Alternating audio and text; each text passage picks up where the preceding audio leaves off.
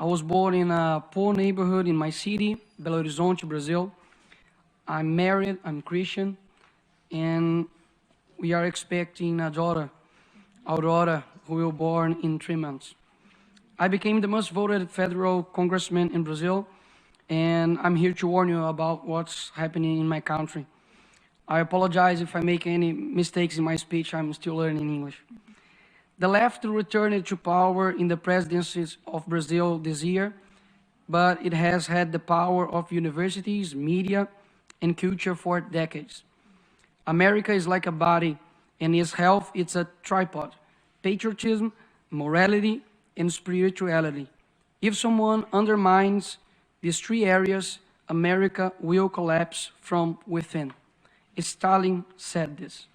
They have known the secret for a long time and use all possible means to achieve their goal, the destruction of the family. But you may wonder, wouldn't that be too radical of an idea? Does anyone really want to do this? And after all, how would they do that? First, they destroy the sense of reality. There is no longer right and wrong, good or bad. Everything is relative. When they say that, why then say that men exist? Women, aren't they concrete concepts? Therefore, they must be abolished. Then they move on stage number 2, the destruction of identity. If you are nothing, then everything can be everything. Therefore, they will destroy your identity as a person. Young people no longer know what or who they are. They are carried away by any wind of doctrine and cling to what is fashionable. They tell you, dress like this, use this type of language, and finally, live like this. It is the generation most lacking in good references that has ever existed. After all, the left replaced Jesus with a Black Lives Matter activist and exchanged the cross, which represents injustice, against an innocent person for symbols that represent nothing other than selfishness of activism itself. By the way, the rainbow is not yours, but ours. Read the Bible and you'll find out.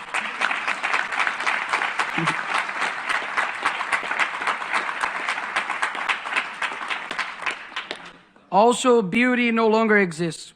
The focus is on shocking, whether in fashion, music, films, and TV series.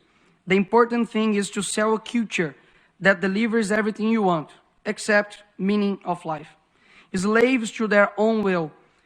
A generation that cannot handle pain, confrontation, much less being told what is wrong. Who exchange their parents' advices for teachers who never carried them in their arms? Who commit the strange of the youth to actions that only serve those who are dominating them? They are too foolish to know that they are being used and who uses them. Like those who campaign for abortion, but ignore that 75 years ago, the Universal Declaration of Human Rights was published, which in its 3rd article states, everyone has the right to life.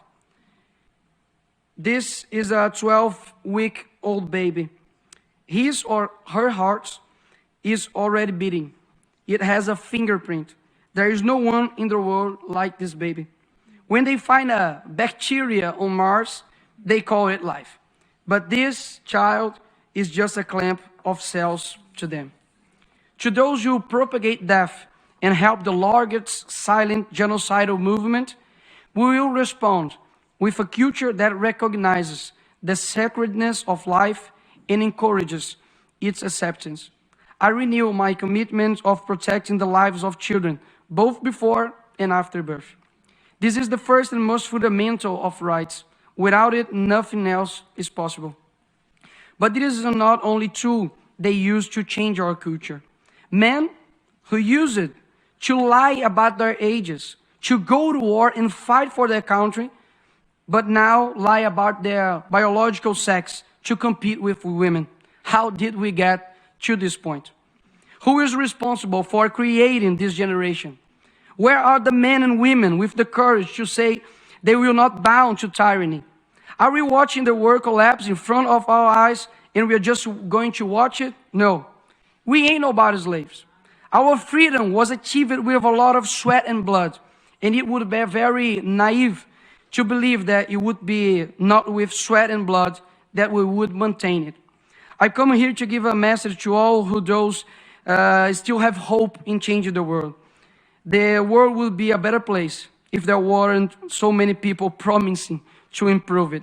It's a quote from philosopher Olavo de Carvalho, and that fits perfectly with Greta and Leonardo DiCaprio, for example, that supported our socialist president called Lula, a thief that should be in jail, and now we have Amazonia with the worst fire in 15 years, and they are just in silence and disappeared. Let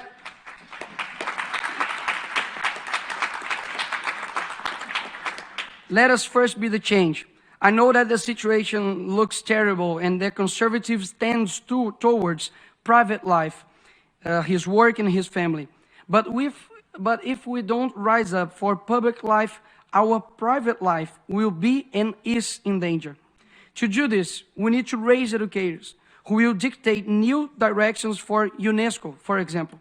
Education that teaches and not doctrinate.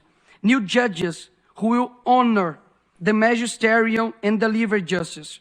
And not like some of Brazil's Supreme Court who have betrayed the Brazilian people and persecuted their political opponents.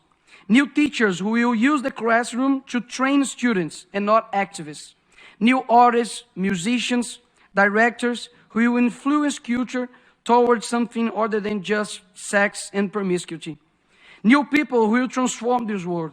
Know that if you are listening to me right now, I believe in your strength, in your ability to influence and change where you are. You start with your family, then your neighbor.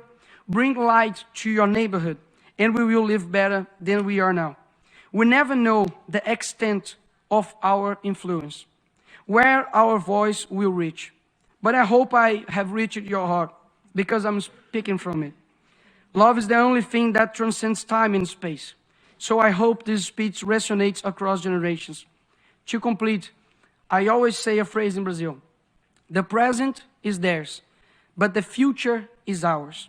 But I hope that one day I'll say, the present is ours, and so is the future. Thank you very much.